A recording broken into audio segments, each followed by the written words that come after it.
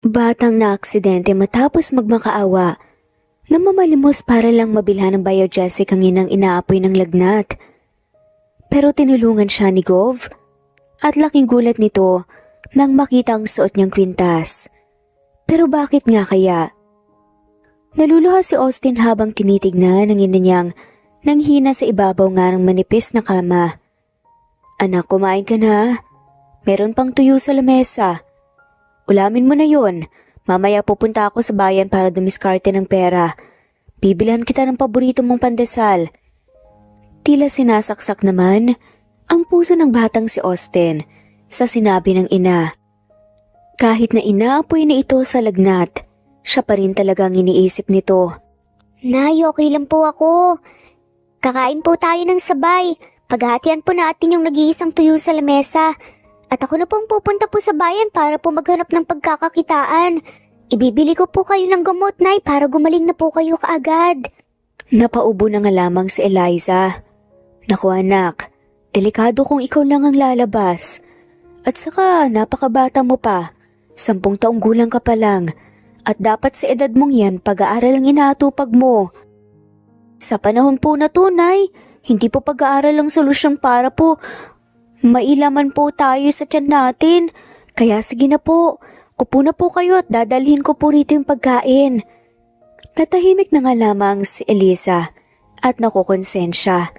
Kung sanang mas naging malakas lang ang loob niya noong pinagtatabuyan siya ng ina ng lalaking nakabuntis sa kanya. Baka sakaling hindi dinadanas ng anak niyang ito ang ganitong klase ng kahirapan. Katulad ng sinabi ni Austin, pinaghatian nga nilang magina ang isang pirasong ng tuyo. Hinatian nga niya sa gitna. Ang bandang may ulo ng tuyo ay para sa kanyang ina at yung banda naman sa may buntot ay para sa kanya. Pagkatapos kumain, hinintay na nga lamang niyang makatulog si Eliza. Nang masigurado na nga niya yun, lumabas na siya sa tapal-tapal nilang maliit na bahay. At inilak yun, saka na nga siya nagpunta sa bayan kung saan siya mamamalimos. Oo, mamamalimos. Noon pa man sinubukan na nga niya na mag-apply sa mga karinderya sa palengke o kaya ay sa may grocery store o kaya sa may tindahan ng gulay o mga karne. Pero ni isa, walang gustong tumanggap sa kanya sa mga tindahan. At para sa mga to, isa lamang siyang batang loko-loko. Natatakasan nga sila ng pera, kaya wala siyang naging pamimilian kundi ang mamalimos na nga lamang. Ate, kahit piso lang po, bibili lang po ako ng biogesic po para kay nanay. Wika pa nga niya sa babaeng bumibili ng mais sa isang tindera. Naku iho, wala akong pere. Saka na lang. Ani pa nga nito.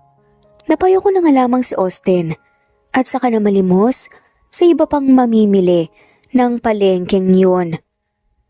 Lumipas ang 5 oras, nakaka3 piso pa nga lang siya.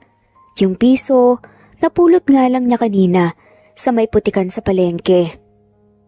Hay, kulang po ang 4 para makabili ng biogesic kay Aling Nena. Wala na rin kaming bigas ni nanay. Kailan kaya ako magkakapera ng sapat? Kailangan sikapan ko pa talaga. Ani nga nito si isip, saka bumuntong hininga at naisip na magpunta na nga lamang muli sa harap ng palasyo ng gobernador ng kanilang lungsod sa Cotabato. Nang makarating nga siya doon, umupo lamang siya sa harap ng palasyo. Umaasa na makikita niyang muli ang gobernador at saka sa pagkakataong tutulungan nga siya. Pero katulad ng mga nagdaang buwan, nang pagtambay niya rito, wala pa rin talaga. Tinignan lang siya nito at hindi man lamang pinag-aksaya ng oras para lapitan at tulungan. Napabuntong hininga na naman siya. Kung bakit ba naman kasi puro security guard ang gobernador na yon? Kung bakit ba naman kasi hindi man lamang siya pwedeng makalapit kahit na sandali. Palagi siyang ipinagtatabuyan ng mga bodyguard nito. Samantala, habang sakay si Governor Elizalde nang maggara nitong sasakyan, hindi pa rin nawawala sa isip niya ang itsura ng batang pulubi kanina. Napabuntong hininga siya.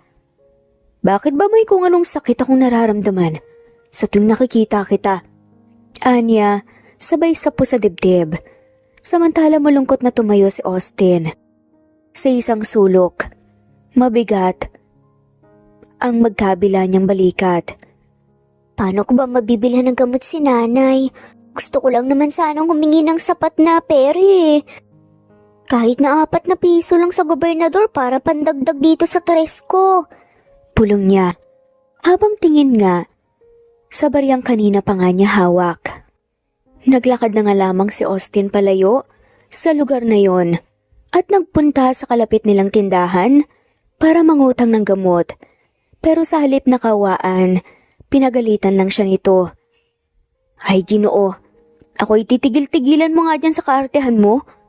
Abay, luging-lugi na ako sa haba ng listahan ninyo dito sa tindahan ko ah. Galit na sabi nga ni Aling Pasing. Nalungkot si Austin at napayuko. Pasensya na po. Ani nga nito at ipinagpatuloy na nga lamang niyang pamamalimos sa gilid ng daan. Pasado 8:00 na ng gabi nang makauwi si Austin sa bahay nila. Malawak ang ngiti sa mukha niya habang hawak ang isang piraso ng Biogesic at 3 kilo ng bigas. Masaya niyang ikunwento sa kanyang ina ang nangyari. Mayroon pong mabait na Ginoong tumulong po sa akin. Binigyan niya po ako ng gamot at saka bigas. Kwento niya sa kanyang ina. Ganun ba anak? Mabuti naman at tinulungan ka niya. Usisa naman ni Alisa. Kasi po, tinulungan ko po siyang itulak po yung kariton niya paakyat po ng daan, nanay. Medyo bumibigat po yung laman ng kariton niya dahil puno ng gulay at prutas. Kaya yun po, bilang pasasalamat daw po binigyan niya ako ng bigas. May dala po kasi siyang isang sako. Tapos, kinapalan ko na po yung mukha ko na manghingi po ng 4 na piso dahil 3 lang po yung pera ko. At kailangan ko talaga ngayon kayong mabilhan ng gamot. Ayun, binigyan niya po ako ng 100 kaya nakabili po ako ng 2 piraso ng pritong manok. Tara po nanay, maganda na po tayo. Kumain na po tayo ng masarap. Magiliw at punong-puno nga ng saya sa kwento nga nito sa kanya. Tahimik namang napaluha si Eliza. Kailangan ko na talagang maghanap ng paraan. Kailangan ko nang talagang mahanap ang tatay mo anak. Hindi ko na kaya na makita kang nahihirapan ng ganyan. Responsibilidad ko ang buhayin ka. Pero bakit pa wala akong kakayahan? At parang ikaw pa ang bumubuhay sa akin.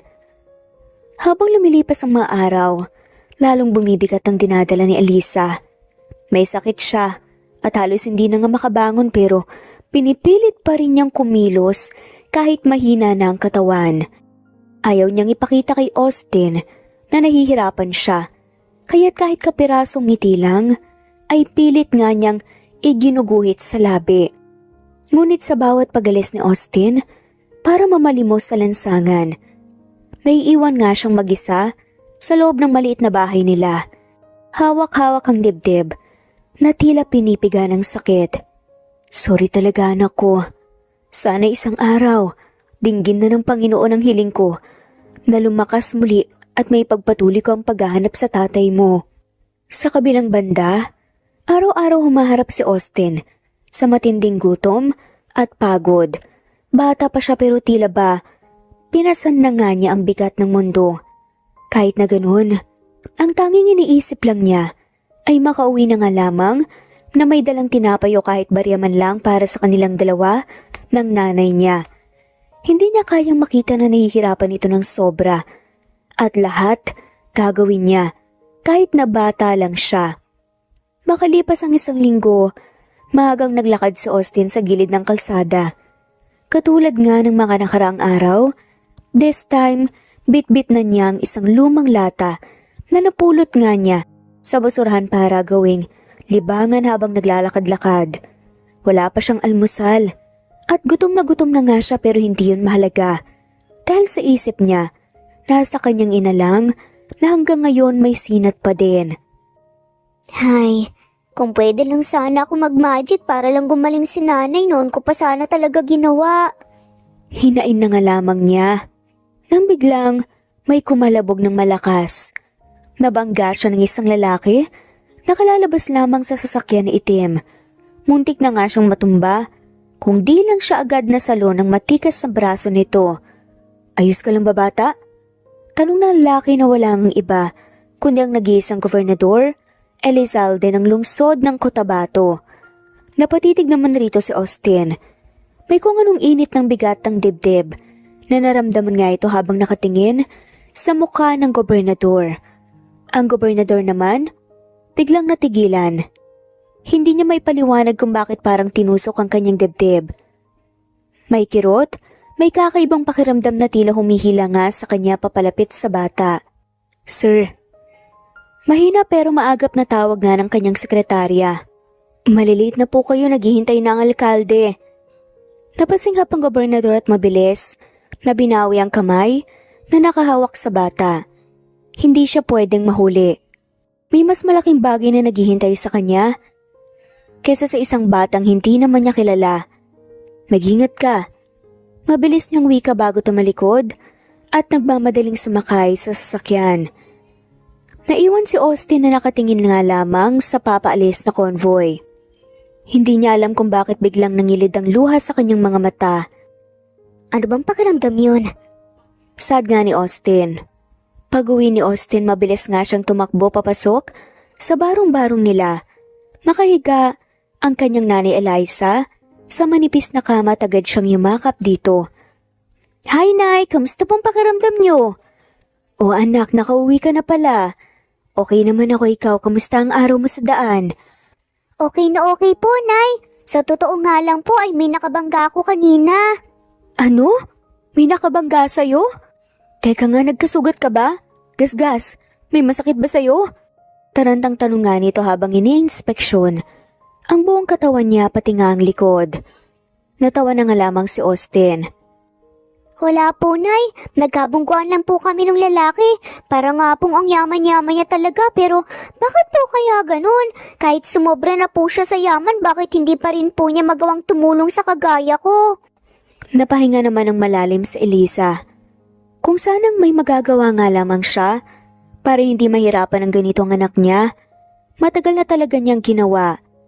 Pinilit na nga lamang niyang ngumiti habang hinahagod ang buhok ng kanyang anak. Hayaan mo na anak, ang mahalaga kaya nating mabuhay nang wala sila. Sa susunod anak, mag-iingat ka na ha.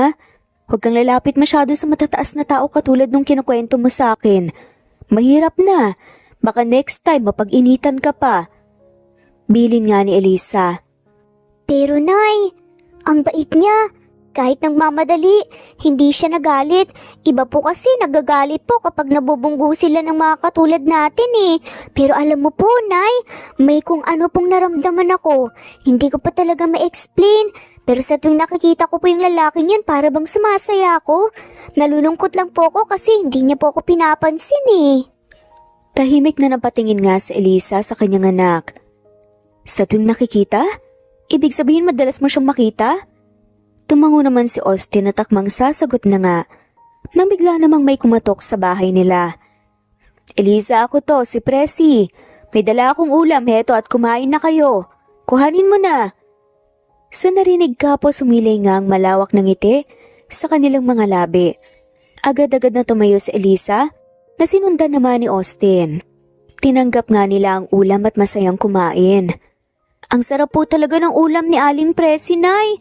Kahit ang simpleng luto po niya, di tumatakas ang lasa, sobrang sarap po. Wika nga ni Austin at nagpatuloy nga sa masarap na pagkain. Isang hapon biglang bumuhos nga ang napakalakas na ulan, kaya't ang kanina ay maliwanag na nga na kalangitan. Ngayon ay napalitan nga ng kadiliman. Ang batang si Austin, tuloy na naglakad-lakad nga para sana dumiskarte ng ikabubuhay nilang mag-ina. Ngayon ay basang-basa na. Literal talagang mahirap kumita ng pera ah. Paano ba kasi ako magkakatrabaho? Bakit ba kasi walang gustong tumanggap sa akin eh, masipag naman ako. Kahit mabigat na trabaho, kayang-kaya ko naman eh. Mahina niyang bulong sa sarili habang pilit na tinatakpan ng kanyang lumang t-shirt ang ulo para hindi tuluyang mabasa. Pero wala rin. Dahil ilang segundo pa lang ay nabasa na nga rin yun. Magtataka pa ba siya? Sobrang lakas nga kasi ng ulan. Napabuntong hininga siya at napahawak sa tiyan na kanina pa nga kumakalam. Gutom na ako pero bakit wala pa rin akong nahaharap na trabaho? Kahit tagahakot lang ng panggatong. Wala naman kasi akong kinikita sa pamamalimos. Paano kami mabubuhay ng maayos ni nanay kung mamamalimos lang ako? Kakarampot lang naman dito tsaka kukuripot pa ng mga tao rito. Ani nga niya at muling bumuntong hininga ng malakas. Nagpatuloy siya sa paglalakad ngunit makalipas ang ilang minuto, bigla na nga siyang nakaramdam ng pagkahilo at unti-unting nagdilim ang buong paligid niya. Hindi na nga niya alam pa ang mga sumunod pang nangyari. Sakto namang sa mga oras na yun ay may dumaang sasakyan. Isang itim na SUV na may pulang plakang panggobyerno sa loob. Nakaupo nga ang gobernador kasamang driver nito. "Gov, may bata po sa gilid ng kalsada." Mabilis na sabi ng driver matapos mapansin si Austin na nakahandusay. Agad namang ibinaba ni Gobernador Elizalde ang hawak na dyaryo at sumilip sa bintana. Mabilis niyang nakita ang payat na katawan ng isang batang lalaki. Basang-basa nga sa ulan at tila nga walang malay. "Magmadali ka. Kuhanin mo ang batang yon at ipasok mo dito sa kotse. Hindi natin siya pwedeng iwan na lang basta-basta dyan. Baka kung anong mangyari sa kanya." Ani nga nito sa driver niya na punong-puno nga ng pag-aalala. Mabilis namang sumunod ang driver niya. At makalipas lamang ang ilang minuto, nakuha din kaagad nito ang bata at isinakay sa kotse kung saan nga siya nakaupo. "Gov, ito yata yung bata na palaging nakatambay sa harap ng bahay niyo eh." Wika pa nga ng driver habang tumutulo na nga rin ang lakas ng ulan. Tinitigan naman yun ni Gobernador Elizalde. Tama nga ang tinura ng driver niya. Siya nga. Naibulong niya at tila nawawala nga sa sarili ulit. Bigla siyang nakaramdam ng kung anong magulo sa isip at puso niya. "Sumakay ka na at umuwi na tayo. Kailangan niya ng mapalitan ng damit at baka lagnatin pa siya. Pagkagising niya saka na lang natin siya hahanapan ng mga magulang niya." Utos nga niya sa driver na muli nga ay mabilis naman niyang sinunod. Pagdating sa bahay ni Gov, kaagad na binuhat nga ng iba pang security guard ni Elizalde ang batang natagpuan nila na walang malay kanina. "Yaya ko ring!" Sigaw nga kaagad ng gobernador pagpasok niya sa pinto. "Yes, Gov?" Mabilis namang salubong at sagot nga ng katulong. "Yaya, pahirimin mo muna ako ng isang pares ng damit ng anak mong si Angelo. Pakihilamusan at saka pakibihisan na rin yung bata. Nakita namin siyang nakahandusay sa gilid ng daan at walang malay. Pakibilis. Maganda ka na rin ng mainit na makakain ng batang yun. Pagising para mahimasmasan." Dire-diretsong utos nga ni Gov sa katulong. Napakurap-kurap na nga lamang sa gulat si Yaya ko ring at kaagad na nga lamang din ako milos kahit na medyo naguguluhan pa. Si Elizalde naman ay dumiretso na nga sa kanyang silid at doon naglinis nga ng katawan. Pagkatapos, bumaba na nga rin siya sa sala para tignan ang kalagayan ng paslit. Napabuntong hininga na nga lamang siya nang makita nga itong natutulog pa din. "Nag-aalala na ako. Patawag ang family doctor natin. Yaya ko ring. At mabilis na papuntahin siya rito. Baka kung ano nang nangyari sa batang to at hindi na nagising." Muling utos nga nito sa katulong na agad naman ding sumunod. Makalipas ang 10 minuto, dumating na nga rin ang doktor at kaagad na tinignan ang lagay ng paslit. Okay naman po ang paghinga niya. Hindi naman siya maputla katulad ng sinabi niyo kanina. Sa tingin ko natutulog lang siya ngayon pero mukha siyang nangihina at napapagod. Siguro dahil sa gutom kaya nahimatay ang batang to. Kanina ko pa kasi napapansing nagva-vibrate ang tiyan niya. Mahabang litanya nga ng doktor. Napatingin naman doon si Gov at napatango-tango. Nagva-vibrate nga yun. Yaya ko ring, maghanda ka ng masasarap na pagkain para sa batang to. Kaagad na utos nga ni Elizalde sa katulong. Sa hindi malamang dahilan ng gobernador, napakagaan ng loob niya sa bata. Para bang may kung anong kumukonekta sa kanya at sa bata. Ngayong nasa tabi nga lamang niya ito. Pakiramdam niya may kung anong nabubuo nga sa kanya na hindi niya maunawaan.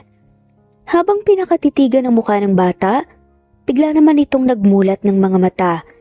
Bahagya nga siyang nagulat, ngunit napangiti na nga lamang nang biglang bumangon nga ito. Hala, nasan po ako? Sino po kayo? Gov? Sigaw nga nito nang makitang buong pagmumukha ni Gobernador ng kanilang lungsod. Yes, I am. Ako nga. Kamusta ka? Anong nararamdaman mo? Sunod-sunod na tanong nga ni Gobernador Elizalde. Napakurap-kurap na nga lamang si Austin sa halip na sumagot. Gov, kayo po ba talaga yan? Wait, baka po nananaginip lang ako. Anito at dalawang kamay nga na inkinuskos nga ang magkabila nitong mata. Hey, stop! Baka madumihan ang mata mo. Ako nga to. So, anong nararamdaman mo? Masama bang pakiramdam mo?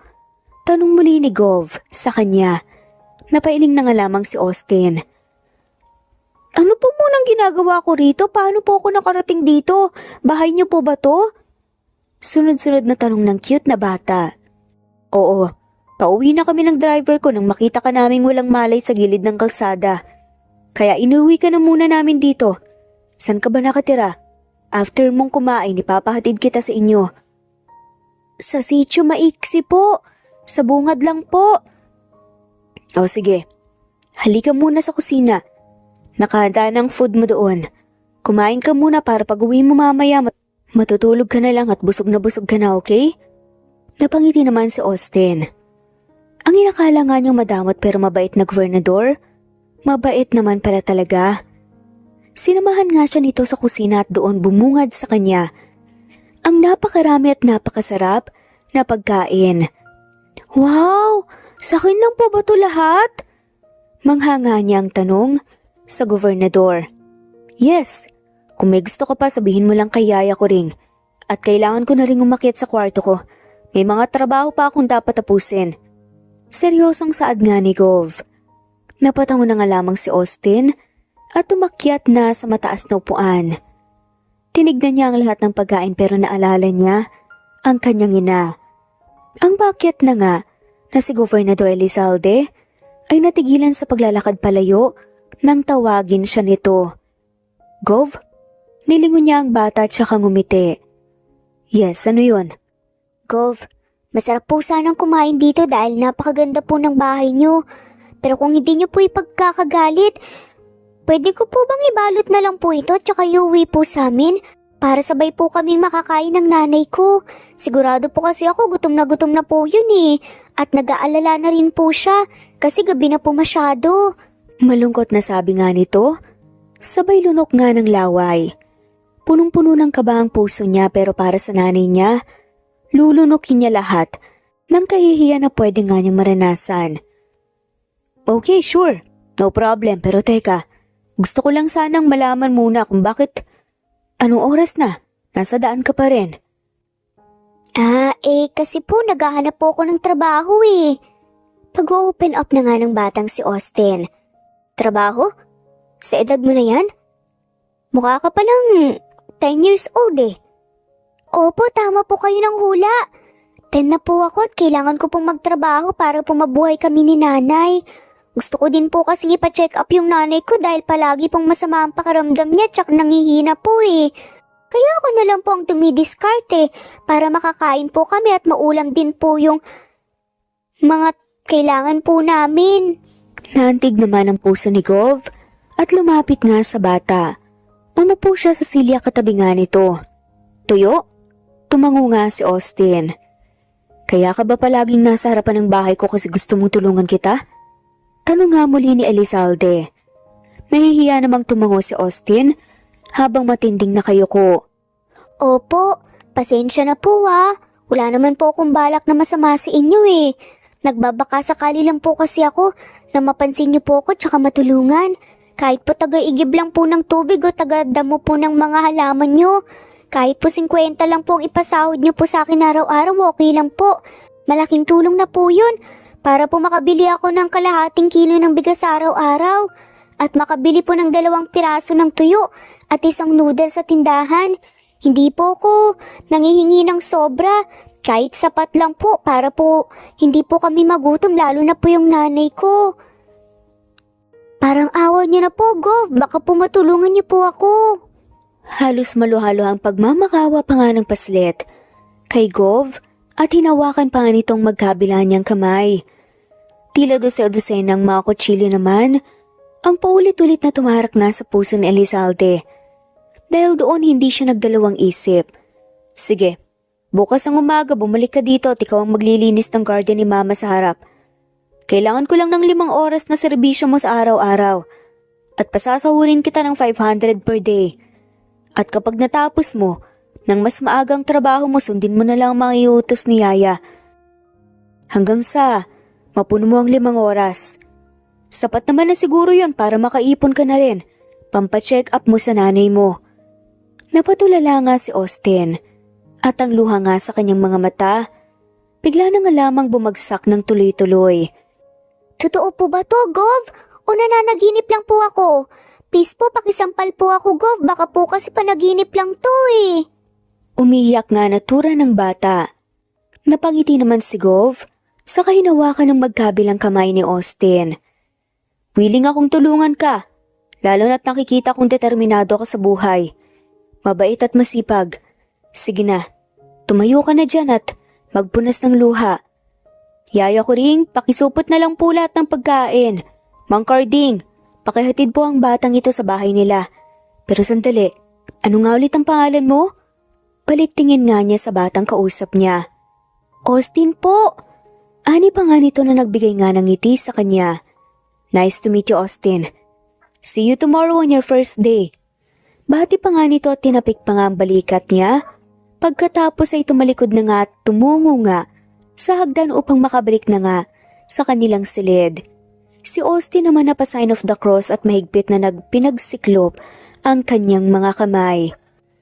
Lord, maraming salamat po talaga. Kahit napakahirap po ng buhay, tunay po talagang walang imposible. Salamat po talaga. Ani pa nga nito at huminga ng malalim na punong-puno ng pag-asa. Nang gabing yun, masayang nilisan nga ni Austin ang bahay ng gobernador at pag-uwi niya ng bahay niyakap niya ng sobrang higpit ang kanyang ina. Nay, may good news po ako. May trabaho na po ako, Nay. Ani pa nga nito sabay talon nga habang hawak ang kamay ng ina. Ha? Trabaho saan? Sa bahay po ni Gov, Nay. Tinulungan niya po ako. Ito nga pong pagkain po galing po sa kanya, oh. Ano? Talaga ba, anak? O baka naman gino-joke time mo na naman si nanay. Umiling-iling ang cute na bata. Hindi po, Nay. Legit po talaga, 500 per day nga po yung sahod ko. Tapos 5 hours lang po ako magtatrabaho sa kanila. Grabe, Nay. Sobrang saya ko po kasi hindi na tayo mauubusan ng bigas ng ulam. Tapos, makakaipon na po ako pang paggamot ninyo. Grabe talaga, Nay. Ang saya-saya ko po talaga. Ang bait po talaga ni Lord. Panay sigaw pa nga nasabi ni Austin. Kaya ang kanyang ina, nahawa na nga lamang din sa kasiyahan. Diyos ko, maraming salamat po sa blessing na to. Hindi na mamamalimos ang anak ko at saka mas safe na siya. Salamat po talaga, Ama. Kinabukasan hindi pa man din, sumisinag ang araw. Gising na gising nga si Austin at excited na excited sa first day of work niya sa garden ni Gobernador Elizalde. Pero syempre bago pumasok, ay pinagsaing niya muna ang ina. Ininit niya rin yung mga tirang ulam kagabi at sinabayan ni Eliza. Sa almusal pagkatapos nga, ay masayang lumisan ng bahay para magpunta sa kanyang trabaho. Paglapit pa lang niya sa malaking gate ng bahay ng gobernador, walang ano-anong pinagbuksan nga siya ng security guard doon. Magandang umaga po mga kuya. Nandyan po ba si Gov? First day ko po ngayon sa trabaho eh. Masigla nga niyang sabi habang nakangiti ang labi. Talagang napakapalad nga. Nakakatuwa naman ang batang to. Oo, andun siya sa sala ngayon. Nagbabasa ng dyaryo habang nagkakape. Pumunta ka na lang doon para makita kanyang dumating na. Pagbutihin mo bata sa unang araw mo ha. Ayaw ng tamad ni Gov. Siyempre po kuya, ako pa po, malakas yata to. Wika pa nga ni Austin habang ipinapakita ang maliliit nga niyang braso. Nagtawa na naman ng malakas ang mga security guard. Saka nangarin siya umalis. Tao po! Katok nga niya sa medyo nakabukas na pinto. O Austin, andyan ka na pala. Salubong nga ni Yaya ko ring. Yes po, Yaya. Si Gov po. Andun sa, Good morning, Austin. Pagputol nga ni Gov Elizalde, sa isasagot sana ni Yaya Kuring at masayang tumayo at lumapit nga kay Austin. Good morning po, Gov. Magsisimula na po ba akong maglinis ng garden? Nasaan po yung walis, daspan, gunting at saka pala? Natawa na nga lamang si Elizalde. Talagang excited ka sa first day mo ah. O sige, Yaya pakibigay sa kanya ang lahat ng kailangan niya. At halika Austin, igagala muna kita sa garden ni Mama. Anito na masigla namang sinundan ni Austin. Ayan ang garden, punong-puno ng malalabo at saka magagandang halaman. Gusto ko lang pag-aralan mong kurba ng bawat halaman at yung maayos at malinis sa mata. Huwag mong papatayin ni isa man dyan at talagang mayayari tayo kay Mama. Anak ang turing niya sa mga yan. Noon nasisingit pa nga niyang mag-gardening pero ngayon, sobrang busy niya nasa Tagaytay din kasi siya. Kaya sa akin ibinilin. Buti nga at nakita kita. At least, may mag-ayos na. Sige po, ako na pong bahala. Makakaasa po kayo, ayusin ko po ang trabaho ko. Ani pa nga nito at dumating na nga rin si Yaya na may dalang mga kagamitan na nagagamit nga niya. Maraming salamat po, Yaya. O siya, maiwan ka na namin ni Yaya Kuring. Magtrabaho ko na lang dyan. Exactly 7 a.m. ngayon so, alas 12 pa ang tapos mo. Padadalhan na lang kita ng merienda mamayang 9 a.m. okay? Good luck, Iho. Kung gusto mong magtagal sa trabahong to, magpakitang gilas ka sa akin. Wika nga ni Gobernador at tinapik pa nga ang balikat niya. Pagkatapos ay tinalikuran na nga rin siya, kasama si Yaya Kuring. Naiwan namang nakangiti si Austin. Pangako po gagawin ko po ang lahat para magustuhan niyo po ako. Nagsimula na nga si Austin sa pagtatrabaho. At una nga niyang ginawa ay tinanggal ang mga bulok na dahon tapos inaral din niyang tabasan ng mga halaman at sinundan lang yung mismo kurba. Pagkatapos, nagdamo na nga rin siya sa kanagwalis. Hindi na nga niya namalayan pa ang oras sa sobrang pagkaseryoso niya sa pagtatrabaho at pakikipag-usap sa mga halaman. Ayan, huwag kayong magagalit sa akin kasi gugupit ko kayo ng sobra. Mga dahon na, iayos ko lang naman kayo para maganda. Ani pa nga nito at nagbabakla-baklaan pa nga sa harap ng mga halaman. Tawa tuloy siya ng tawa kahit siya lang ang mag-isa. Samantala si Gobernador Elizalde, tahimik naman siyang pinapanood sa veranda ng kanyang bahay. Habang humihigop ng kape, kasabay noon ang matamis na pagngiti nga para bang nagkakaroon ng siglang bahay niya. Ngayong nakikita nga siya ni Austin, hindi niya malaman bakit pa parang ang saya-saya ng puso niya habang tinitignan niya ang bata. Para bang ang gaan-gaan ng pakiramdam niya. Lumipas pang mahigit nga 1 oras, nagulat na nga lamang si Austin nang may dalang pagkain si Yaya Kuring. O Austin, magmerienda ka na muna, teka. Ang bilis mong nangitim Sandali kukuha kita ng sombrero. Nagmamadaling wika pa nga nito. Napangiti naman si Austin at hindi tumanggi sa grasya. Umupo siya sa Bermuda grass at saka na nga sinimula ng pagkain. Pagdating ni Yaya, o heto Austin, naku, nangitim ka kaagad. Naku, wala pong problema, Yaya. Sanay na po akong umitim. Tara po, upo po kayo at sabay po tayong kumain. Hindi ko po mauubos tong hinanda niyo po, ang dami po Masigla pa nga ring sabi ni Austin habang puno ang bibig. O sige na nga, sino ba naman ako para tumanggi? Ako naman ang gumawa niyan, gutom na nga rin ako Sagot naman ng matanda at sabay pa nga silang natawa. Samantalang muling sumilip nga sa verandang Gobernador at natawa na nga lamang siyang makita na nagtatawanan si Yaya Kuring habang nakasalampak sa Bermuda grass at kumakain. Nag-cheers pa nga ang mga to ng mga baso ng juice nila. Ibang klase talaga tong batang to. Napakabait niya. Napakasipag pa. Natapos ang buong oras ng pagtatrabaho nga ni Austin. Kahit na 5 oras lang, ay malaki ang inilinis nga ng garden at maganda din ang pagkakakurban niya sa mga halaman. Dahil doon natuwa nga si Gov at binigay nga kaagad ang sahod niya para sa araw na to. At sinabi nga na bukas naman ay pagpapatuloy pa. Si Austin tuloy, tumatalon sa saya na umuwi sa bahay nila. Dala-dala ang 500 pesos na ibinayad nga ng gobernador. Ipinakita niya yun sa kanyang ina at tila nanalo nga sa loto sa saya. Tara po, Nay! Labas po tayo, bili tayo ng bigas at gustong ulam niyo. Tara po, siguradong mabubusog naman po ako sa sarap po ng iluluto niyo eh. Ani pa nga nito at pinaghahalikan pa nga ang buong mukha ng kanyang ina. Lumipas pa ang maraming araw, ganun palagi ang nagiging routine ni Austin sa kanyang pagtatrabaho sa hardin ng mansyon ni Gobernador Elizalde. Araw-araw, ibinibigay nga sa kanya ang sahod niya para may maiuwi nga siyang pera sa kanyang ina. At dahil mahigit 2 linggo na nga rin ang nakakalipas, sobrang maayos na ang garden at nagustuhan yun ng gobernador. Para patuloy na makapagtrabaho si Austin, ay inassign naman siya bilang assistant ni Yaya Kuring at katuwang na nga niya ito sa paglilinis ng buong kabahayan.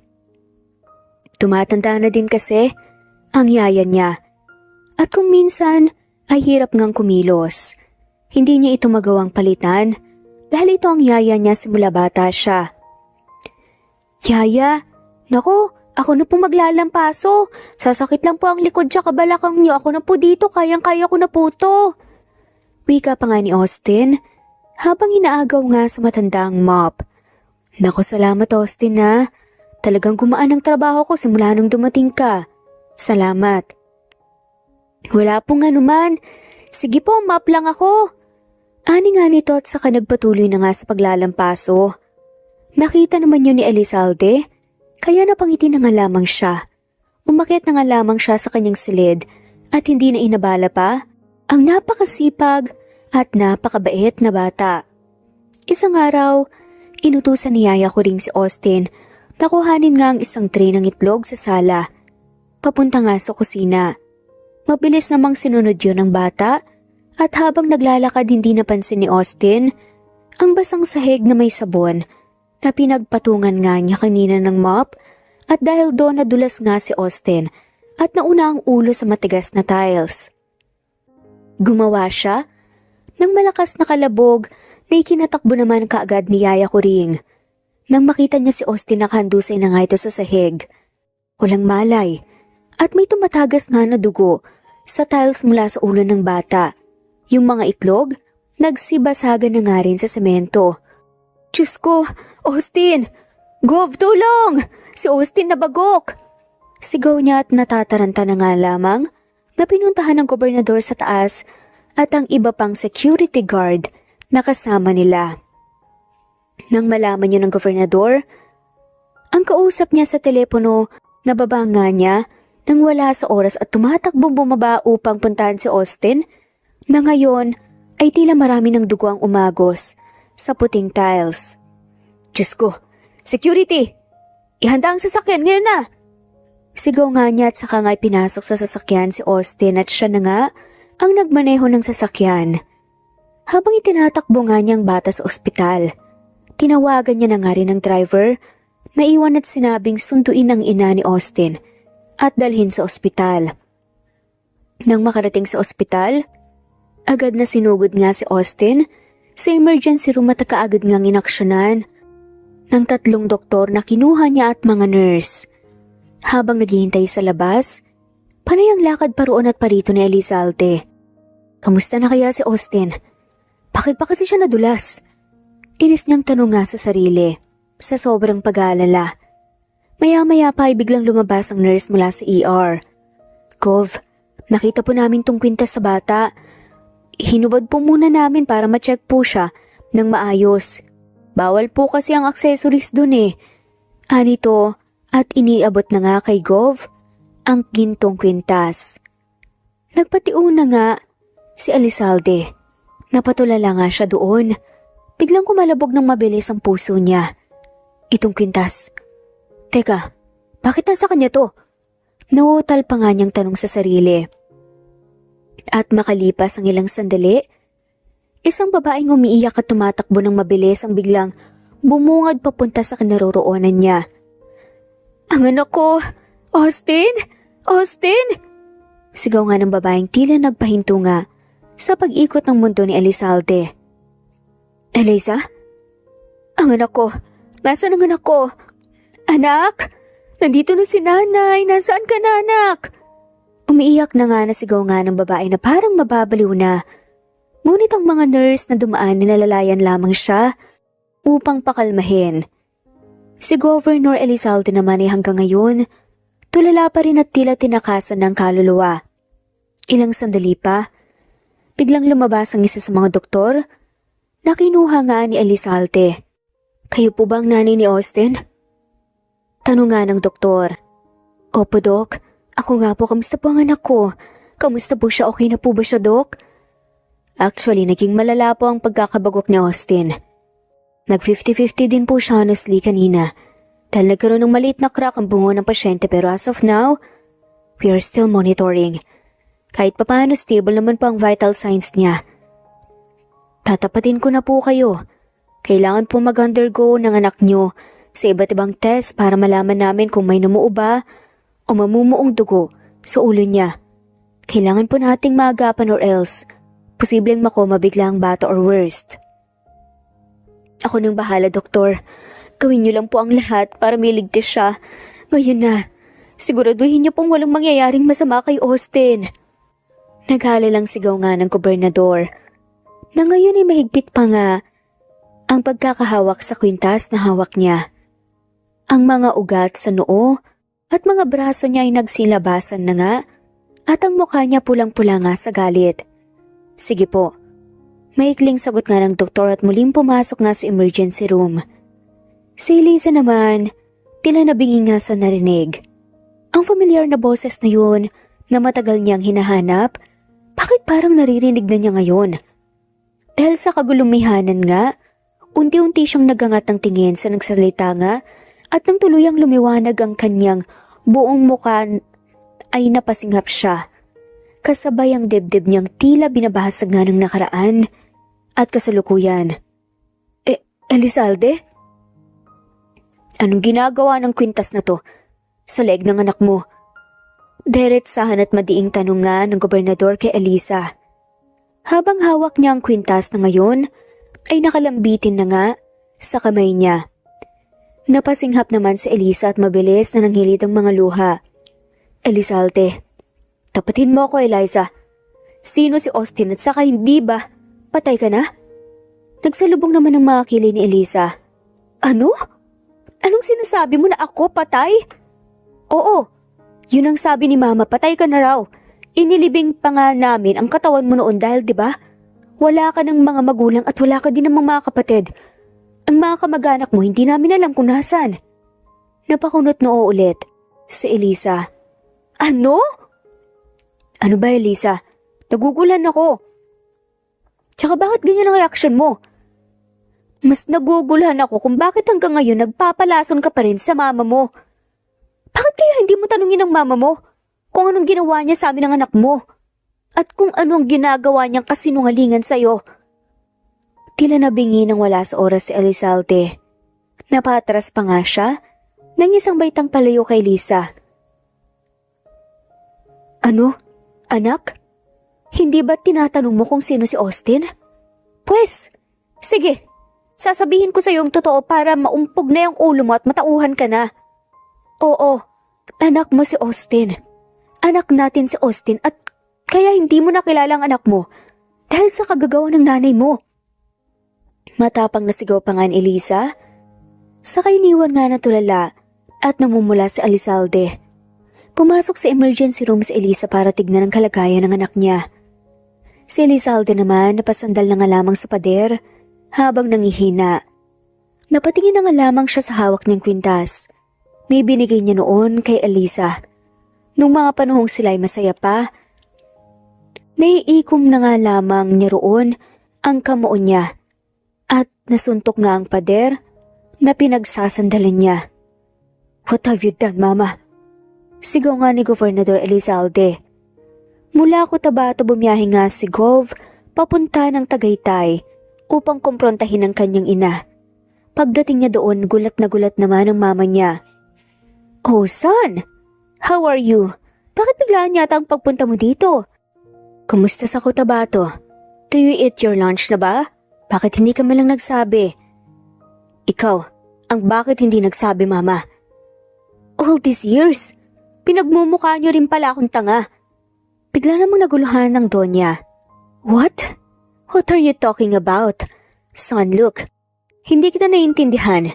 Can you calm down muna para we can talk naman ng maayos? No, Ma. Hanggang kailan niyo ba sisirain ang buhay ko? Bakit hindi niyo na lang sinabi sa akin noon ng totoo? Na hindi namatay si Elisa sa pagguho ng lupa. Bakit hindi niyo na lamang sinabi sa akin na may anak pala kaming dalawa? Napasingap nga ang Donya sa sinabi nga ng anak. Naramdaman niya ang mabilis na pagkabog ng dibdib at takot sa nakikitang galit ng kanyang anak ngayon. Oh my God, son. Hindi yan totoo. Nilibing pa nga natin ang bangkay ni Elisa, di ba? Stop lying, Ma. Nagkita kami ni Elisa, yung batang palaging nasa harap ng bahay ko sa Cotabato at namamalimos na hindi ko man lang kaagad naisip tulungan, anak ko pala. What? What are you talking about? I need your explanation. Ma, please. Yung totoo lang sanang sabihin niyo sa akin kasi gulong-gulo na ako or else hindi niyo magugustuhan ang magagawa ko sa inyo. Oh my God, son. Please calm down. Just tell me the fucking truth, Ma. Okay, fine. Sige. Gusto mong malaman? Pwes, oo. Hindi nga si Elisa ang nilibing natin nung may gumuhong lupa sa Cotabato na malapit sa bahay ni Elisa. Ibang bangkay yun na wala ng pamilya. And yes, buntis si Elisa that time. Pero dahil alam kong makakasagabal siya sa mga plano ko para tumakbo ka ng mayor hanggang sa tumaas ang ranggo mo at maging governor sa mga susunod na taon, tinakot ko siya. Pinakidnap ko sa Elisa at ipinatapon ko sa Manila. After that, wala na akong balita. What? Bakit niyo ginawa yun? Sigaw nga ni Elizalde sa mukha ng ina sabay hablot nga sa braso nito. Ano ba, son? Nasasaktan ako! Wala akong pakialam. Son, bitawan mo ako. I'm warning you. Sigaw pa nga ng Donya sa kapuno ng galit na dinuro nga ang mukha ng gobernador. Wala akong pakialam. Para sa posisyon, karangyaan at kayabangan na gusto nyo. Kahit ayokong pumasok sa politika na yan, pinilit nyo ko. Sinira nyo ang buhay ko all this time, may anak pala ako. And you don't even tell me. Anong klase kayong ina? Para sa posisyon na to, nagawa nyong ilayo sa akin ang mag-ina ko? Dahil yun lang ang alam kong makabubuti para sa'yo. Kapag nawala sa pader mo si Elisa, sigurado mag-focus ka na sa karir mo. Puro ka na lang kasi Elisa. Paano ka naman magiging alkalde kung puro ang babaeng yun ang bukang bibig mo? At sa tingin nyo, may pakialam ako sa posisyong ibinibigay niyo sa akin? Kaya lang naman ako nanalo kasi kung ano-anong kalokohan ang pinaggagawa niyo sa mga tao. Nagawa niyo pang magnakaw ng pera ng bayan para lang bumango ang pangalan ko. At iboto ako ng maraming tao hanggang sa maging gobernador ako, di ba? Hindi ba? At napakinabangan mo din naman? Kung hindi dahil sa ginawa ko, sa lahat ng sinakripisyo ko, hindi mo matatamasa ang karangyaan. Kasikatan, kayamanan at meron ka ngayon tapos ganyan mo lang ako babastusin? And because of that bullshit, nawala sa akin ang pamilya ko sa loob ng 10 taon dahil sa kagagawa nyo. Ito pa ang gusto nyo, Ma? Ang maging miserable talaga ang buhay ko? Sige. Grabeng posisyon yan. Simula ng araw na to, tandaan mo to. Wala ka ng anak at magpapatuloy bilang isang gobernador. Matalim at madaling sigaw nga ni Elizalde sa kanyang ina bago nilisan ng bahay nito. What? Son, bumalik ka dito. Sigaw pa ng kanyang ina pero hindi na nga niya ito nilingon pa. If you want a bullshit life, then wag niyo na akong idamay pa. Madiin niyang bulong at pinaharurot na nga ang kotse. Pumalik si Governor Elizalde sa Cotabato matapos alamin ang buong katotohanan mula mismo sa kanyang ina. Pagdating niya sa ospital, wala pa ring malay si Austin habang may benda sa ulo. At si Elisa naman ay nasa gilid ng kama ni Austin. Hawak ang kamay ng bata at natutulog. Habang nakasilip si Elizalde mula sa pinto, para bang may kung anong kutsilyo ang paulit-ulit na tumatarak sa dibdib niya. Pumalik sa kanyang alaala yung mga panahon na araw-araw niyang nakikita si Austin sa harap ng bahay niya. Nakatingin sa kanya at para bang nanghihingi ng tulong. Pero ni minsan, hindi man lamang niya ito tinulungan.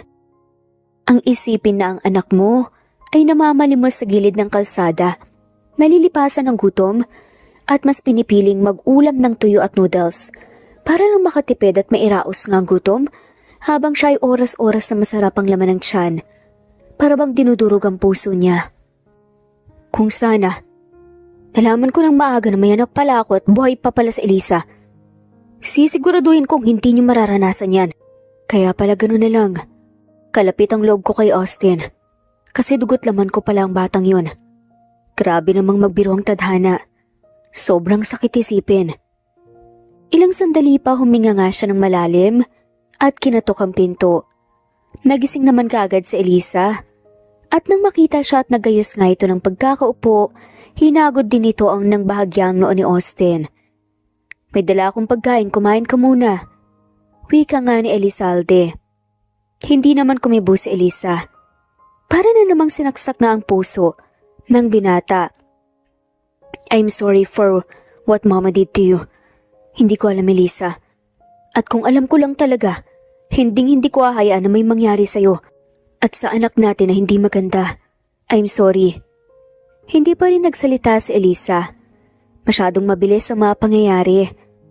Patawarin mo ko. Muling saad ni Gov. Elizalde. Tama na, Governor Elizalde. Nakangisi at sarkastiko namang wika ni Elisa. Sabay lingon nga kay Elizalde. Masaya na siguro ang mama mo kasi naging governor ka. Tama naman ang ginawa niya kasi kung nasa poder mo pa rin ako, baka nga hindi ka naging gobernador ngayon. Elisa, pagkatapos niya akong ipakidnap at ipatapon sa lungsod ng Manila, akala ko katapusan ko na. Mabuti na lang talaga may naipon nila ka sa akin. Medyo natatawa pero sarkastikong wika nito. Na ginawa kong lakas para magpatuloy. May isang matandang kumupop sa akin at siyang tumulong para makapanganak ako. Kahit sa hilot lang. Kaso after 2 years binawian din siya ng buhay. Since sampid lang naman kami ng anak ko sa bahay niya, nagsimula kaming maging palaboy-laboy sa daan dahil wala akong kakilala sa Manila. Hanggang isang matanda na taga-Cotabato ang tumulong sa amin para makarating kami dito. Gusto kong bumalik dito at mahanap ka. Gusto kong manghingi ng sustento sa'yo para lang mabuhay ang anak ko. Ayokong danasin niya hanggang pagtanda yung pagiging palaboy namin sa kalsada. Hindi niya deserve yun. And here we are now. Siya pa talaga ang nakahanap sa'yo. Ang tagal ka na pala niyang hinahanap. Pero dahil may sakit ako, hindi ko nalaman. Hindi ko alam na palagi siyang tumatambay sa harap ng bahay niyo. Hindi ko alam na ikaw pala ang nagbigay sa kanya ng trabaho. Dahil mali ko ba kung naging gobernador ka talaga o baka alkalde lang? Elisa, I'm very sorry sa mga nangyari. Kung alam ko lang talaga. Hayaan mo na. Gusto ko mang magalit sa'yo pero ang anak ko ang iniisip ko ngayon. Baka mamatay na rin ako kapag hindi siya nakaligtas. Hindi ko kakayanin, Elizalde. Kung kinaya ko na wala ka sa 10 taon na hindi tayo magkasama pero ang mawala ang anak natin, hindi ko kakayanin. Hindi. Hindi ako papayag. Hindi yan mangyayari. Lahat ng kailangang test, laboratories, treatment, o kung kailangan ba siyang operahan, ipapagawa ko. This time kahit sa oras lang na to, maging tatay at asawa ko sa'yo. Hindi ko kayo pababayaan. Hindi ko kaya. Sad pa nga nito. Lumaban ka para sa anak nating dalawa. Pakiusap muli ni Elizalde habang hinahawakan ng kamay ni Elisa. Gustong-gusto kong magalit sa'yo kasi wala kang ginawa para alamin ang totoo. Gustong-gusto kitang kamuhian lalo na ang nanay mo. Pero ang Austin ko, hindi ko kaya. Elizalde, mamamatay ako kapag namatay ang anak ko. Anito sabay tingin nga sa mga mata ng gobernador na puno ng takot at pag-aalala. Magtiwala ka, hindi yun mangyayari. Anito at sa kaniyakap nga si Elisa. Dahil sa desperasyon ni Governor Elizalde, ipinagawa niya ang lahat ng lab test at mga treatments na kailangan. Umubos ng mahigit 300,000 si Austin bago ito nagising. at unti-unting nakarecover. Kaya ganun na nga lamang pasasalamat nilang lahat nang magkamalay ito. Diyos ko anak, magkamalay ka rin. Umiiyak na sabi ni Elisa. Nang unti-unti ay nagmulat nga ng mga mata si Austin. Elizalde, gising na anak. Gising na si Austin ko. Siguro ito para tawagin nga ang atensyon ng gobernador na may kausap nga sa kanyang telepono. Talaga? Tila nabuhay ang tanong naman ito pabalik. Wait, I'll call you back na lang. Gising na raw ang anak ko. Ani pa nga nito sa kausap niya sa kabilang linya. Nang biglang, Mama? Nahihirapang wika naman ni Austin lalo, tuloy na luha sa Elisa. Oh anak, ako nga, kamusta ang pakiramdam mo? May masakit pa ba sa'yo? Ang ulo mo masakit pa ba? Dahan-dahan namang umiling si Austin. Austin, tawag naman ni Gov sa kanyang anak. Nilingon naman siya ni Austin at nagulat. Hala, Gov, sorry po. Balik na po ako sa trabaho ko, Mama. Siya po yung boss ko, si Governador Elizalde po. Nasaan po ba tayo? Uuwi na po tayo, Mama. Kailangan ko pong tulungan po si Yaya ko ring. Aray! Napahawak nga nang wala sa oras si Austin sa kanyang ulo. Austin, wag mong alalahanin ng trabaho. Magpahinga ka na lang. Tsaka na yon. Pero wala po kaming kakainin na nanay kapag hindi pa po ako kumilos. Anak, kalma ka na. Okay lang, okay na. Magpagaling ka na anak. Pakiusap. Sad naman ni Elisa. Tatahimik na nga lamang si Austin. Hinintay na nga lamang muna nila na makarecover ng tuluyan si Austin bago nila sinabi dito ang buong katotohanan. Ano po? Tatay ko po siya? Si Gov?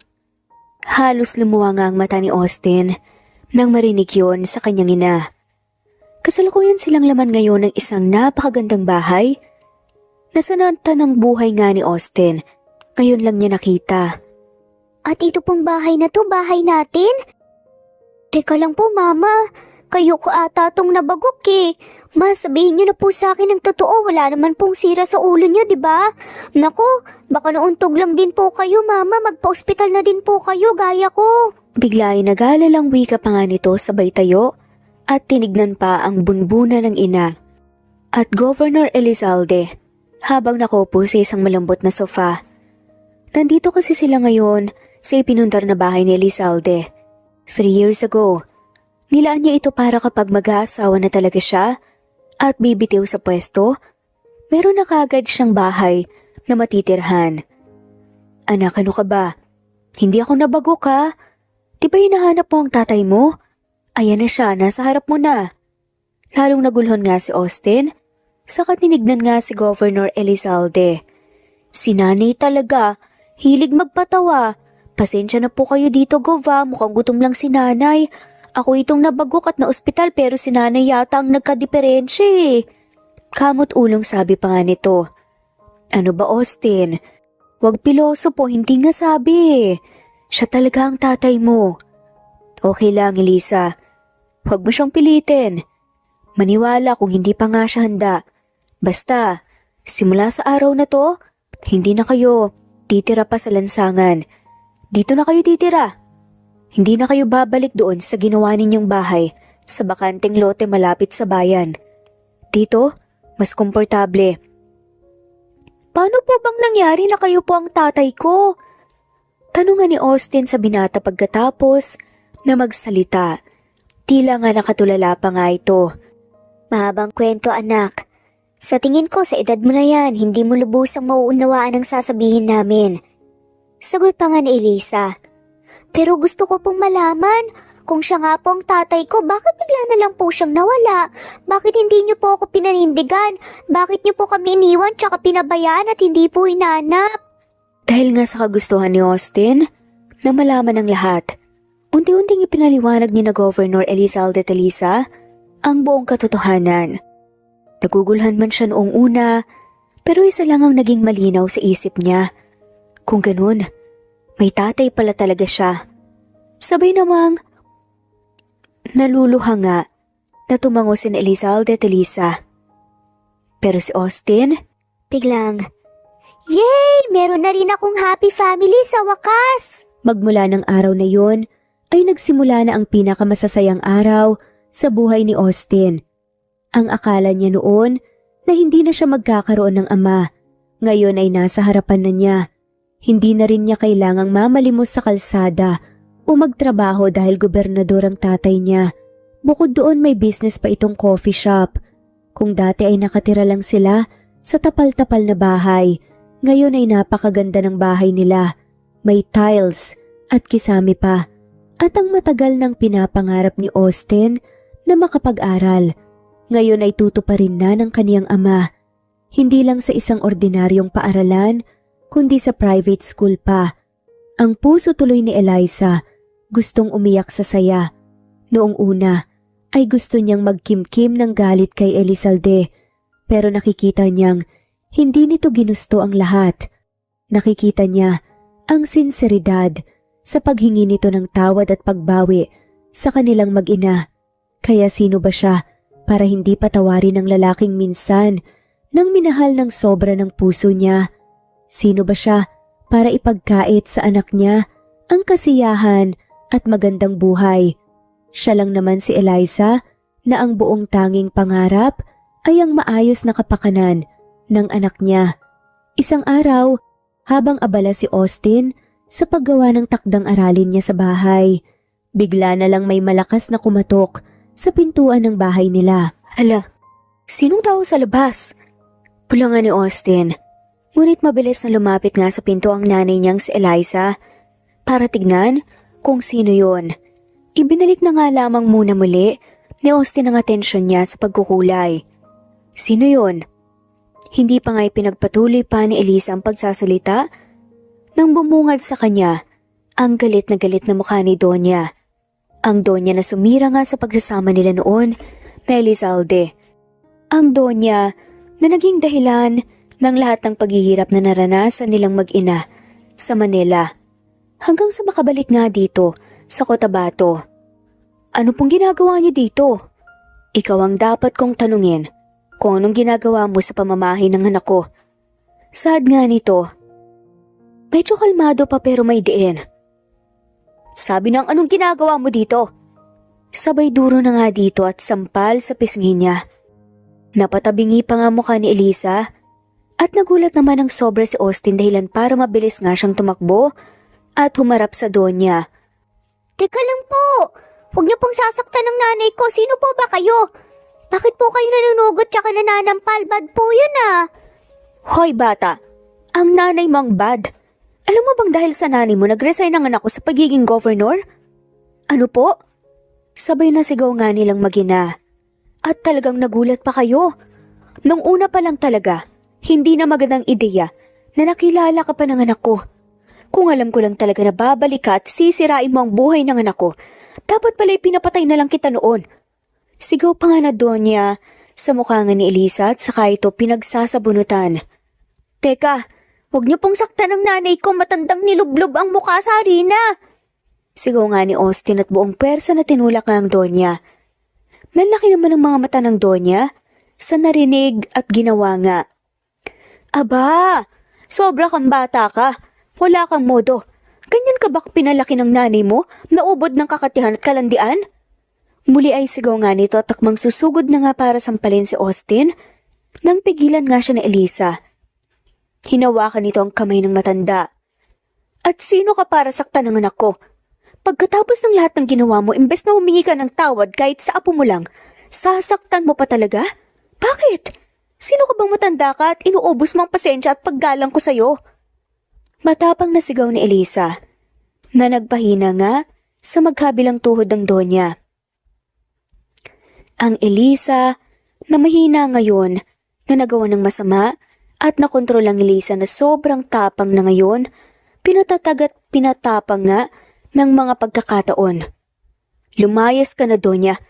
Kung ayaw mong magpatawag ako ng mga security sa lugar na to at ipakaladgad ka, banta ni Eliza. Aba, ang kapal din naman ng pagmumukha mo. Para ipaalala ko sa'yo, sa pangalan ng anak ko nakapangalan ng titulo ng bahay at lupa na to.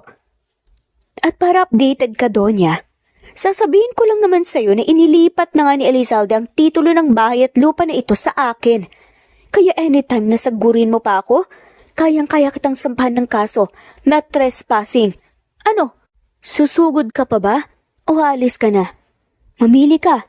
Kalayaan o kulungan. Dahil doon walang nagawa si Donya, kundi ang tanggapin na talo siya. Pero dahil mataas ang pride niya, ang kapal na mukha mo, may araw ka rin sa aking malandi ka. Tanging nasambit na nga lamang nito bago tuluyang lumisan, kasamang mga bodyguards niyang pinigilan nga niyang kaninang sumunod sa kanya. Ilang segundong humugot nga ng hininga sa Elisa bago tinignan ang anak niya at kinumusta ito. Anak, okay ka lang ba? Nasaktan ka ba? Saan ang masakit? Ituro mo kay nanay, may gamot ako dito. Nay, kalma. Hinga po, okay lang po ako. Nakaka-proud po kayo kasi nagawa niyo pong ipagtanggol ang sarili niyo. At ako nang ganun. Salamat po, nanay. Kasi hindi na po kayo mahinhin katulad po ng ginagawa sa atin ng mga taong nananaboy sa atin nung namamalimos po tayo. Salamat sa pagtatanggol, nanay. Ang tapang niyo po. Anito at mahigpit nga siyang niyakap. Napahinga naman ang maluwag at nangingilid ang mga luha ng niyakap nga ang kanyang anak. Mahal na mahal ka ni nanay, anak. Hinding-hindi nahahayaan ng nanay na masaktan ka pa ng kahit na sino. Makalipas ang ilang linggo, sa wakas dumating na nga rin ang mga papeles na napasan na nga. Sa pangalan ni Elisa, ang titulo ng bahay at lupa. Sure ka ba talagang ipapangalan mo sa akin to? Sa akin kasi, okay lang naman hindi. Nung sumugod dito kasi ang mama mo, bigla ko na lang naisip yung napag-usapan natin noon last night. Wala na kasi akong choice noon eh. Sorry ah. Wika nga niya kay Elizalde. Nangiabot nga sa kanya ang titulo ng lupa. Tatawa na nga lamang ang lalaki. Ano ka ba? Siyempre ayos na ayos lang. Goods nga ang ginawa mo eh. At least this time, ipinaglaban mo na ang sarili mo. Ang karapatan mo at ang anak natin. Sa karegalo ko sa inyo ni Austin yan. Unang pa nga yan para sa lahat ng pagkukulang ko. Ani nga nito sa kahinalikan nga sa noo si Elisa at si Austin.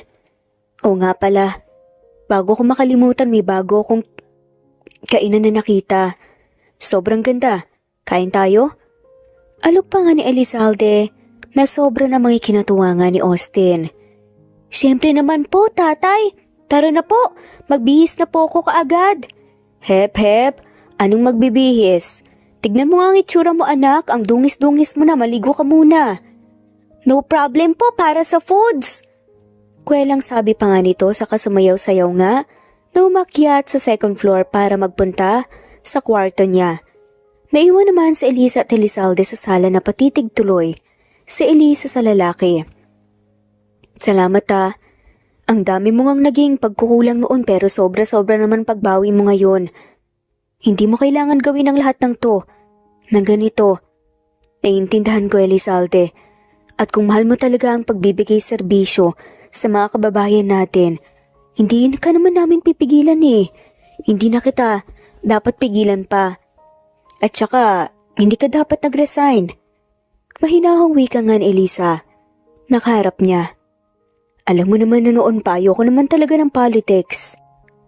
Sobrang toxic kaya doon, sobrang daming korap. Saka masisisi mo ba ako kung namiss ko kayo ng sobra? Lalo na, at kakalaman ko lang na may anak pala tayo. Ilang taon na ako nagbigay ng serbisyo doon.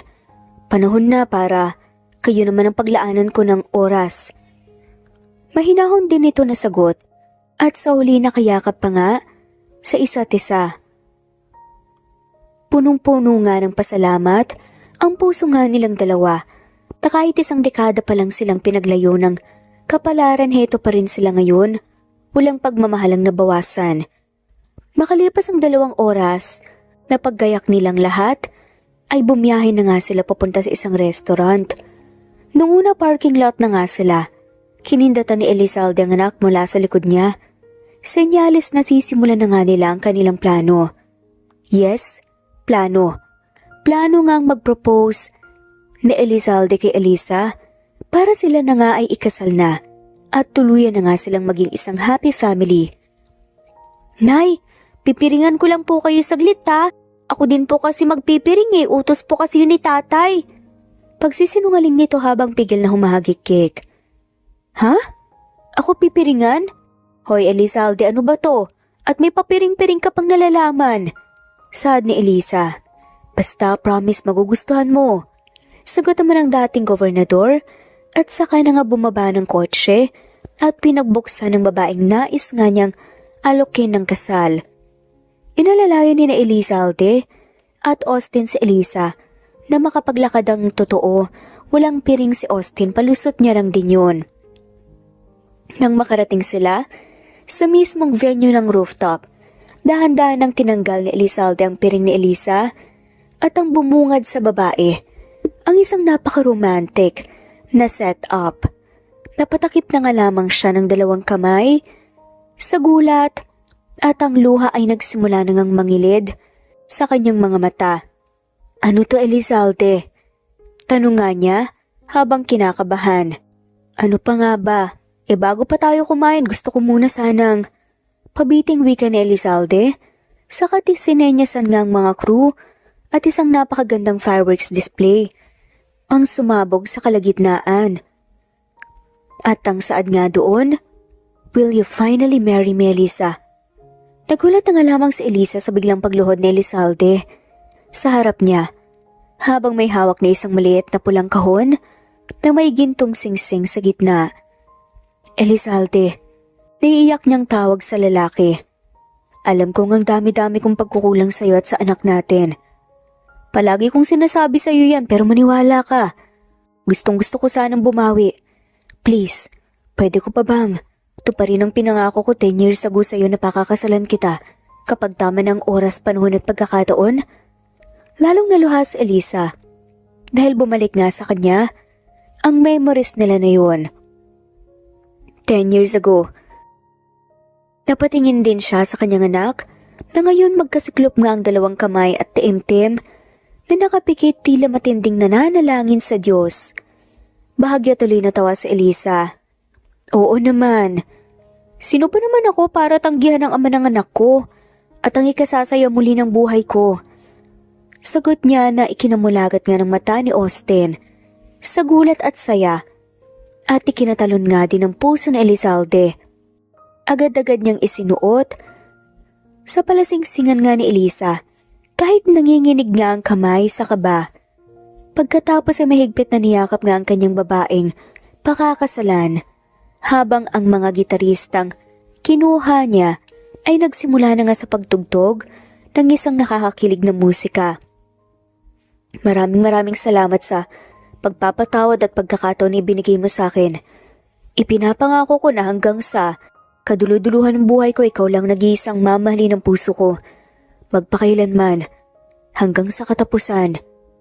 Nang gabing yun, isang napakatamis na halik ang iginawad nga ni Elisa sa malalambot na labi ni Elizalde. Mula noon hanggang ngayon, ikaw pa rin ang tinitibok ng puso ko, Governor Elizalde. Sa sinambit na yun ni Elisa, napapikit si Elizalde sa saya. Sinuklian ang halik na yun ng babaeng handa niyang paglaanan ng buong buhay at pagtatapat niya. Ay, nakadalawang kiss na sila oh. Tapos yung anak kahit smack wala pa. Nakanguso pa nga na saad nito at tila nagtatampo pang singit kunwari ni Austin na ikinatawa na nga lamang nila ng malakas. Maging ang mga gitarista at waiter, tinutusan nga ni Elizalde na mag-set up ng lahat. Nang gabing yun, masaya nga silang kumain at sinimulan na kaagad pag-usapan ng balak nilang kasal. Lumipas ang 3 buwan, tagumpay na naikasal nga si Elizalde at Elisa sa isang napakagandang simbahan. Ang nanay ni Elizalde, formal ding nanghingi ng paumanhin sa lahat at narealize niya na sa wakas ang lahat ng pagkakamali niya. At syempre hindi rin naging madali sa kanya na mapatawad. Sabi pa nga niya, kahit anong gagawin ko para lang paglayuin kayong dalawa, kayo't kayo pa rin pala ang endgame.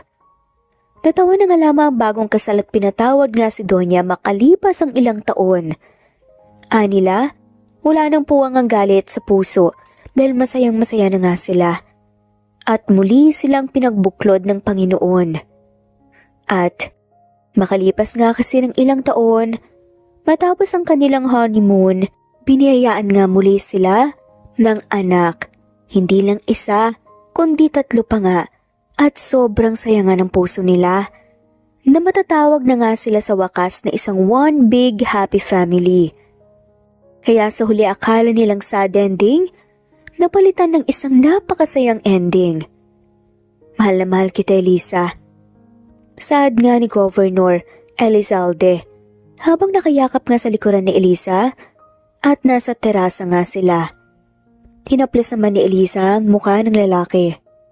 Mahal na mahal din kita, former Governor Enrique Elizalde. At dito na nga po nagtatapos ang kwentong pagmamahalan ni na Elisa at Enrique Elizalde.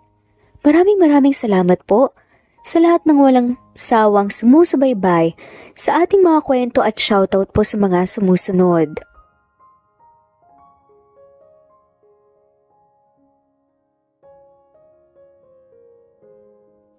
Presbyteros Rose, Maria Evangelista, Eli Evangelista Anderson, Marisa de los Reyes of Saudi Arabia, Conchita Alos Rage, Ana Flor Saico, Christian Fidelino, Judith Castro, Beth Sardina, Jelly Tampos, Fatma Mansul, Senenor Zame, Flor Cabrera of Santa Rosa, Laguna, Liliano Bebe, Ostonalito Elvi Candontol, Ellie, Romana Gorospe, Marilyn Sasaki of Japan, Flordet, Elizabeth, Tena, Rad TV of Hong Kong, Jean the Best of UK, Nizar Sams, Annie Hoson, Ellie Bitasolo, Marilyn San Jose, Imelda Fortes of Calamba City, Violeta Irgarin of Kamsur, Flordet, Jessica Vargas, Jingjing, Rosa Franca Abelian of Cebu, Wendy Goth of Japan, Teresita Schmid, Theodora Gamit, Rebecca Tezuka of Japan, Nori, Baylin, Margie Angon of Maragondon, Batang Ibunan, Marilu Gulmatiko, Leda Dapito, Geraldine Ana Victoria Linley of Macau, Marites Nitura, Reynante Salamania, Pasita Eliazar, Jingjing Nazareno, Gina Monge, Rosemary Vasquez, Mercy Villantes, Freda Reyes, Teresita Loida Gabas, Christian Fidelino, Ellie, Wilma Dargantes, Teresita de los Santos, Teodora Gamit, Rosemary, Romana, Leonisa, Kidim, Jean Debes, Eddie Codillian of Winnipeg, Canada, Flor, Ellie, Emily, Elila, Merlin, Leonisa Azotes, M. Season Vlog, Princess Rocker, Emma Gura, Flora Pasita Eliazar of Ontario, Canada, Eli Bitasolo of Milan, Italy, Carmencita Falcon, Rayland Pudadera, Marilu Gulmatiko, Imelda, Liliano, Senen, Fatma Mansul, Teodora Gamit, Mercy, Evangeline Zamora, Chabidal, Kinciano Obas, Charlene Cartilla, Sofia Moore, Dumlao of Santiago City, Andrea Taga, Teodoro Roliuki, Ligaya Calvo, Maria Teresa Rosendo Corpin, Nida Rojas, Stephanie Arroyo, Kidim, Bonifacio Quinzon, D. Naitan, Canada, Erlenda Heronda of Matanao, Davao del Sur, Leonila Perea of Concepcion Night, Cavite, Elsa Opiane, Presbyteros Fenavares, Ederlina Albiso, Lorna Ayman, Rosemary Vasquez, Leonisa Azotes, Irish de la Peña, Marilyn San Jose, Eli Bitasolo, Senen, Catherine Lacinario, Ronilio, Marisa de los Reyes, Eddie Codillian of Canada, Jean Debes of UK, Teresita, Rebecca Tezuka of Kawasaki, Flora Fesparung of Batangas City, Ruby Corazon Riera, Elvi Candontol, Nathan, Canada, Wilma Dargantes, Annie Hoson, Romana, Flor, Theodora Gamit, Nizer Sams, Emily Borak, Evangeline, Yana Binyon, Kimberly Ann Kempis, Theodora Gamit, Merlilyn Carmen Calunod, Christy Cabrera, Edralina Gatyoan, Nori, Teresita Schmid, Liliano Bebe, Rosalinda, Isidro, Leonora Pandakila, Mary Jean Malunes, Maria Nita Saltarin, Marlene Bosico, Pasita Eliazar, Celia Harabejo, Lovely Angel, Maria Elena Barosa, Chari Patata, Susan Melinda Gelit, Gloria Lucas of Poblacion Norte, Licab, Nueva Ecija,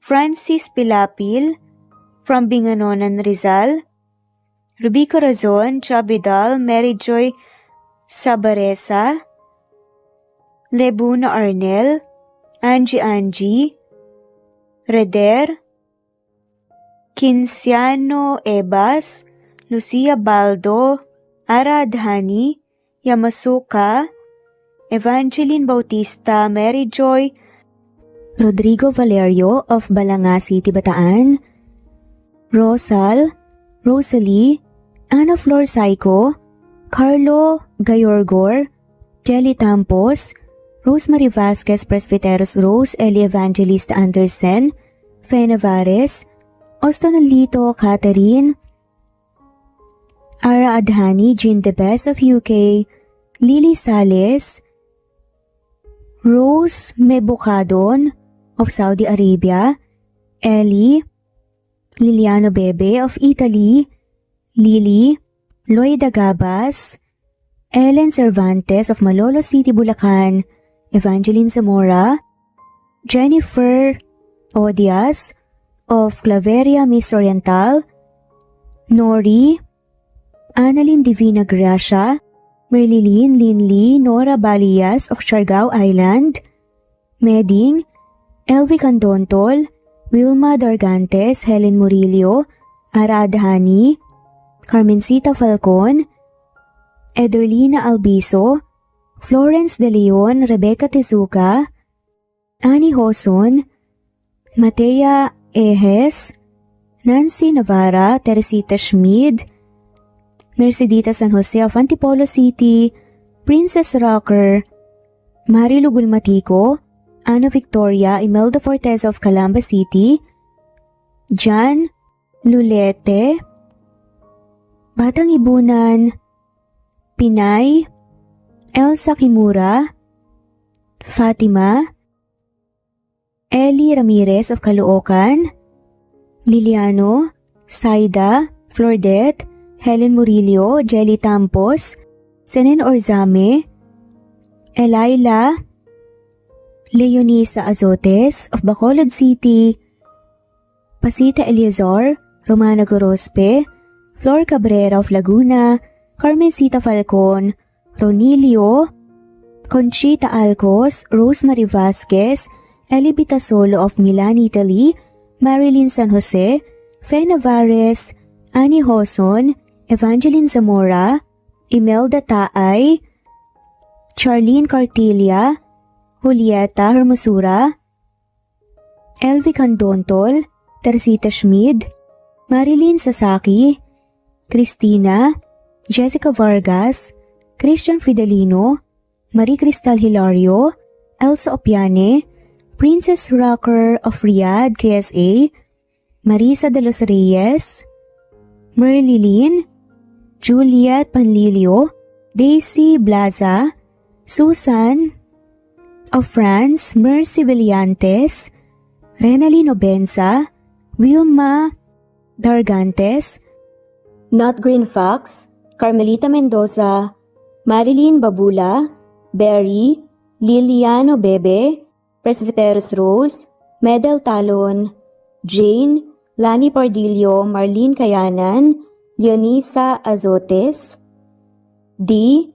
Marie Ramos, Araceli Lilio Saria, Miras Channel, Raquel Epe, Gina Tutor, Jane, Hartley, Sunshine Sotalbo, Maricel Cabigon, Merlin Baroza, Gina Marayo, Merlin Rodel Obejero, Hans, Cecilia Comoda, Tahani Vlog, Merlin, Kuya Atok, Maria Merly Brogada, Marilu Cabantak, Filipina, Eileen, Mercedita San Jose, Lovina Galang, Lilian, Teresita de Jesus, Monina Aviles, Yula Pedrona, Romana Gorospe, Rosemary Vasquez, Marley Lazaraga, Leonisa Azotes, Jocelyn Tancinco, Estelita Mahia, Ding Lege,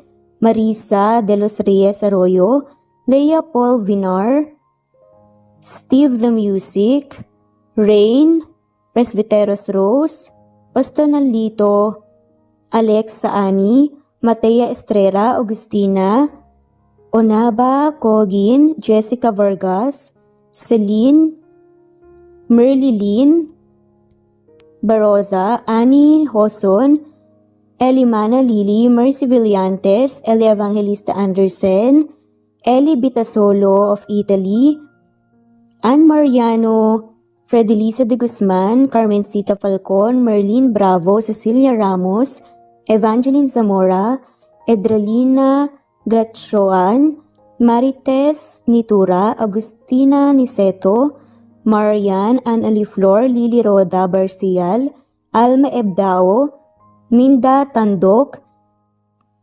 Flores, Melinda Sano, Thelma Mora, Juliet Panlilio, Edna, Elvie, Delia, Fenavares, Sally Lariano, London Villas, Danica Selga, Lani Pardillo, Teresita Schmid, Charlie, Nora Bell Evans, Roger, Lloyd Dasalon, Bella, Nelly Ortiz, Mary Rose Carillo Jesusa, Enday Samante, Enday Lebra, Yolanda Tejida, Honey Villasenor, Tessie, Marichan, Ann Mariano, Wilma Guzman, Gabrielio, Liu, Maria Rica Natividad, Nelani Juan, Anita Hernando, Teresita Arevalo,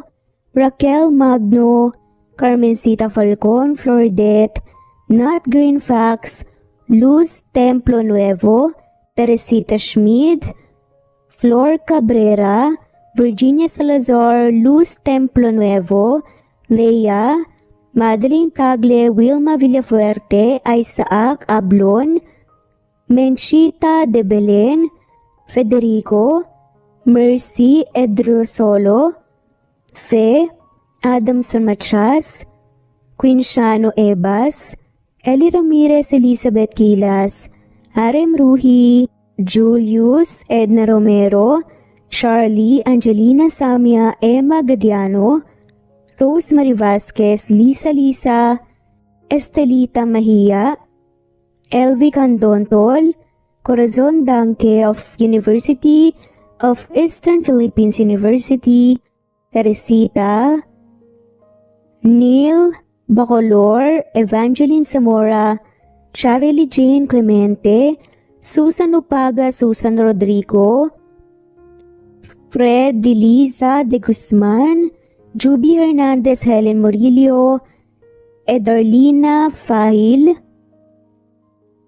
Rosie, Juliet Kaday, Kuya Atok, Betty Losnong, Crescen, Susana, Tessie, Rumbawa, Lovina Galang, Aida Jurado, Emily Kinlog, Mirna Hamero, Liz Berito, Gabrielio, Juan Spotify, Imelda Fortes of Columbus City, Larry Malapaya, Dance, Remy's Life Official, Ellie Evangelist Anderson, At shoutout na rin po sa lahat na mawalang sawang sumusubaybay. sa mga